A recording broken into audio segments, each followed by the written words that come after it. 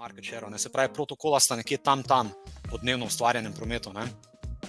Zdaj pa, če pogledamo recimo tržno kapitalizacijo DYDX-a, ne, vidimo, da je nekje 1 milijardo, ne, se pravi, fully diluted market cap, ne, se pravi, če bi si toliko bili zunaj, pri tej ceni je to 1,5 milijarde market capa, ne.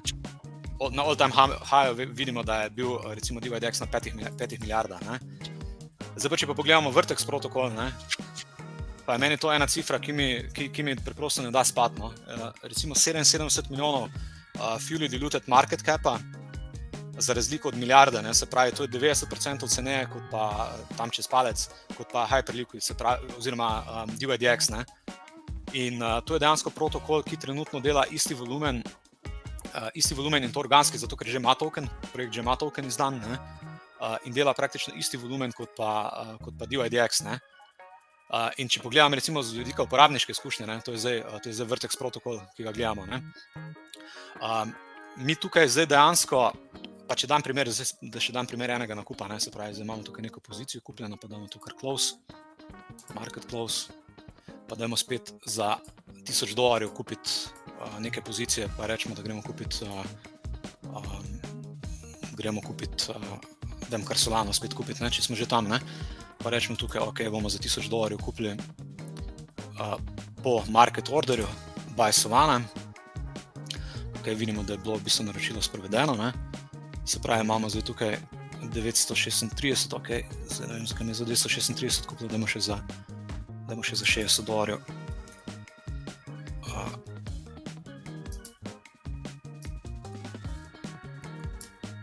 za 78, ok. Se pravi, da imamo nekje za $1000 Solana, ne. Pa zdaj, če pogledamo, na primer, history tukaj, ne, vidimo, koliko smo plačali, na primer, 19 centov za $937, ne, pa potem to ta drug nakup, ne, $78, 6 centov, ne. To je v bistvu še ceneje, kot pa pri Hyperliquidu, ne, mi smo tu plačali 0,02%, ne. Se pravi, če pogledamo tu pri Hyperliquidu, ne, ko smo gledali, je bil taker fee 0,0336%, ne, pri Vertexu je v bistvu tu 0,02%, se pravi, še skoraj 50% nižji fee kot pa na Hyperliquidu, ne. To je eden izmed razlogov, zaradi katerih jaz mislim, da organski userji se bojo preselili sem, ne. Po drugi strani je pa v bistvu tudi tole, ne, ta user experience, ne, recimo, jaz tukaj vidim, imam kot trader vse, kar rabim, ne, se pravi, če hočem zdaj tukaj stop loss postaviti, recimo na 152, bom dal tukaj samo add, pa bom dal 152, in mi tudi avtomatsko sistem izpiše, koliko izgube bom tukaj naredil, ne, pa dam kar play stop loss. Zdaj vidimo, kje je ta stop loss nastavljen, ne, pa recimo, če bi dali, pa damo tole zdaj na daily graph, pa damo recimo še limit na 172, ne, take profit na 172, ok. Zdaj vidimo, mi imamo tukaj stop loss, pa take profit imamo tukaj, ne. In zdaj meni ena izmed najboljših uporabniških izkušenj, ki jo do zdaj imel samo Hyperliquid, ne, je v bistvu bila tole, ne, se pravi, pri Hyperliquidu tudi, zdaj recimo, če imamo nekje stop loss postavljen, pa dajmo še tukaj pri Hyperliquidu stop loss postaviti, da pokažemo tudi ta user experience, ne. Rečemo, da damo stop loss na 151, pa na 180 take profit, ne. Se pravi, damo 150 pa 180, ne. Se pravi, 150 pa 180, tako. Meni še vedno pri Hyperliquidu boljša uporabniška izkušnja glede teh orderjev, ne, ker zdaj recimo vidimo tukaj zdaj, damo kar confirm, no. Pa za razliko od Vertexa, mi lahko že tukaj na začetku, zdaj če hočemo recimo za $500 Solane kupiti, ne, mi lahko že tukaj damo stop loss noter, ne, se pravi, damo 140, lahko tukaj noter, ali pa dajmo neki novi par kupiti, dajmo SUI kupiti, pa dajmo za $500 SUI-ja tukaj kupiti, pa damo zdaj recimo 1,68 stop loss,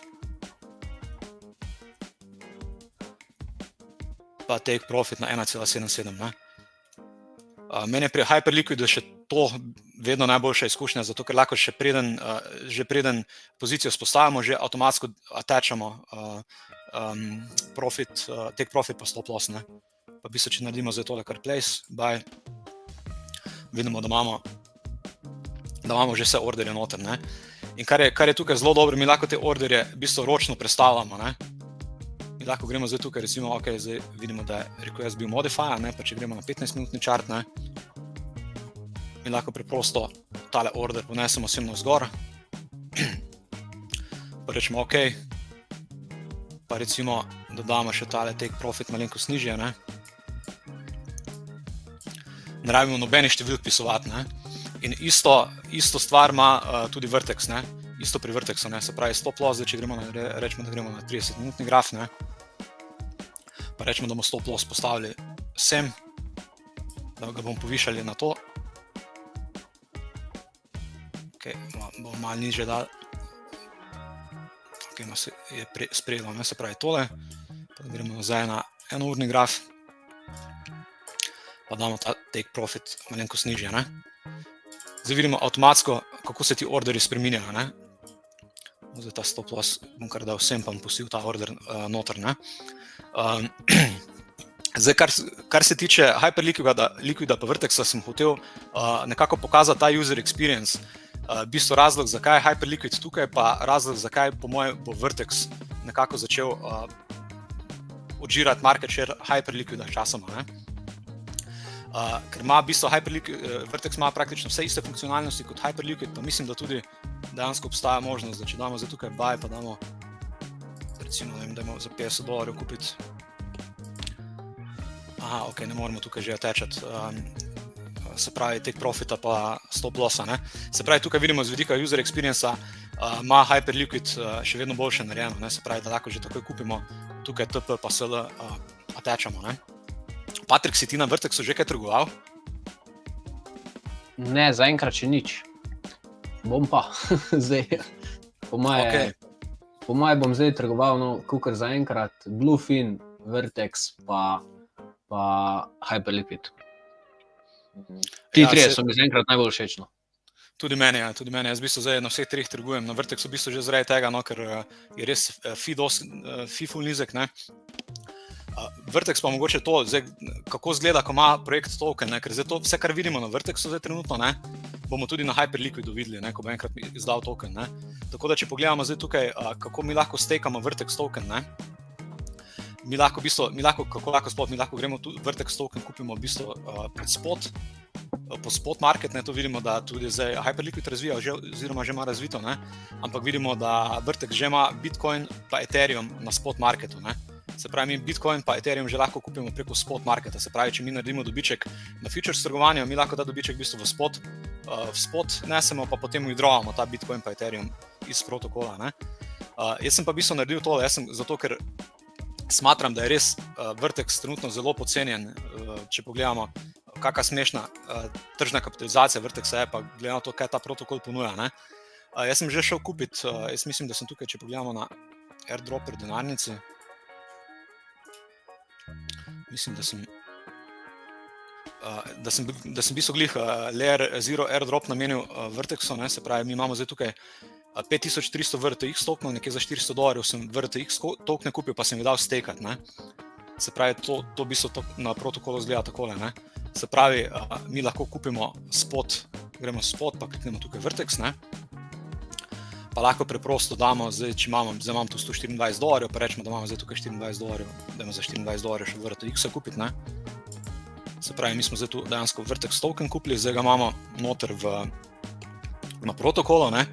In zdaj na kak način ga stakamo, mi v bistvu moramo to narediti takole, ne. Mi moramo zdaj prvo withdrawati v denarnico, teh 300 VRTX tokenov, zdaj počakamo, pa potem na D-Banku pogledamo, kdaj bo ta transakcija sprovedena, ne, se pravi, kdaj bomo mi imeli tukaj, zdaj smo iz protokola v denarnico direktno withdrawali VRTX tokene, ne, se pravi, ta VRTX token se bo zdaj tukaj pojavil, ne, in ko se bo, ga potem lahko stakamo v protokol, bomo to potem naredili, tem mesem časa pa še bom poskušal razložiti do konca tale Vertex, ne. In zdaj, kaj pomeni, ko mi stakamo, ne, ko mi stakamo VRTX token, to pomeni, da mi dejansko dobivamo dividendo v USDC-jih s strani, če pogledamo za tole, ne, se pravi, vidimo rewards, ne, tu smo že dobili nekje $3,24 rewarda, ne. To v protokolu izgleda takole, ne, se pravi, če gremo noter pod earn, pa damo stake, vidimo, da imamo tukaj zdaj od 19 do 40% APR, se pravi donos na stekanje VRTX token imamo. Ne? In to je zdaj v bistvu dvojni učinek. Ne? Se pravi, mi imamo zdaj tukaj kupujemo VRTX token, ki je 90% cenejši od DYDX tokena, se pravi, tržna kapitalizacija je 90% nižja od tržne kapitalizacije DYDX-a, protokola sta nekako si stojita bok v boku po fundamentih, ne? S tem, da dejansko še poleg tega, da dobimo poceni VRTX token, če ga damo stekati, se pravi te $400, ki sem jih jaz dal stekati, jaz na te VRTX tokene dobivam dejansko dividendo v USDC-jih. In na kak način jaz lahko zdaj tole claimam, se pravi, kliknem samo tu claim, pa lahko dam compoundat, se pravi, da mi direktno kupi nov VRTX, pa ga da stekati, ali pa v wallet, se pravi, jaz bom zdaj to kar v wallet claimal. In to je po mojem mnenju eden izmed najbolj pocenjenih protokolov, ki v bistvu izplačuje dividendo.